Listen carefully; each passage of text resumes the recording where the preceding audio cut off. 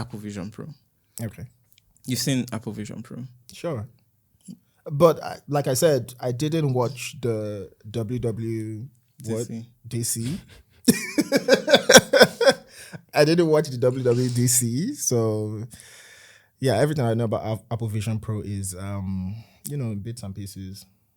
So I know they've combined AR and VR. and VR, and it's a see-through gadget. So Not necessarily see through. It's more like the cameras outside. what's the tagline? The first wearable that is see-through. No, The wear it's not the first. Essentially, it's more like they put it. There's a way they put it, like you look through it because yeah. it's, The first know. Apple device that you don't look at, but you look through. Or something. Mhm. No, you don't. I don't remember the word. You don't look at it. Anyway, we'll put it here somewhere. It'll be in the video. Anyway, yeah. Sure. But what do you think of Apple Vision Pro? Like, you've used VR before? Yes. We used it. Did we use? I don't think Eric was We around. didn't when do a had- video, but I know that you got this. We have one just at the back there. Yeah. Definitely seen that before, and I've tried it before. Okay. But not yours.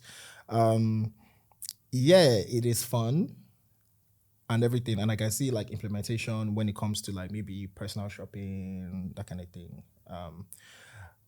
But it seems like it's very pricey for something that is just fun. It's like paying 3,500 for a very functional video game. I don't know. What do you It's a think lot. of Apple Vision Pro? I mean, And is okay, it what 3.5? from the videos that, how Apple makes ads, when I watched the video, I was like, wow. Like I could picture, especially the part where they were talking about watching a movie and making the screen as big as like a cinema room, right? So I was like, wow, that would be cool. And again, no other brand or company is doing anything similar to that. So you can't really even like compare and say like, oh, it's worth it or not. But of course, it's still expensive. Meta is doing something though. I mean, are they? Like, I think the fact that you just don't care what Meta is up to just shows that there's a lot of marketing. You've used involved. VR. You've used the VR. no, actually. Yeah, no. you're going to use our own today. So after this That's podcast, awesome. we'll all have like a VR session, whatever. Yay! But but I in my own opinion though, I've seen like reviews of Apple Vision Pro. I've seen like all this amazing stuff that people have put out there. I think it's amazing. Like Apple Vision Pro is cool. I still am rooting for Meta because I have one. I have the Meta Quest 2 and I'm going to get the Meta Quest 3, the one that they just announced. I think it's coming out later this year. I like that the games there are already like solid. They feel very tactile. You have a controller. Apple says you don't need a controller. You control this with your eyes, hands, and voice.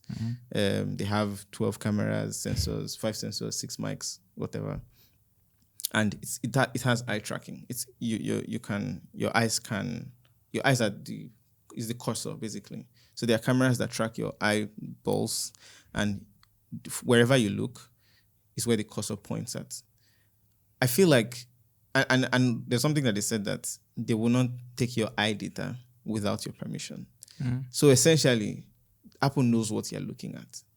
They know where your eyes are going to be, and essentially they can read your mind. That's just the way I see it. Well, I mean, it's technology. Eventually, all these things will happen. And there's something I want to talk about even in AI, but we'll talk about that later. But essentially, that's how technology is. But I'm still rooting for Meta because I feel like they have games on lockdown, and I enjoy gaming in VR. Personally, though, that's just me. How much is it? I bought it for $3.99. I think it was $2.99, but they increased it to $3.99. So that's just a fraction It sold. of the price. It keeps selling out every time.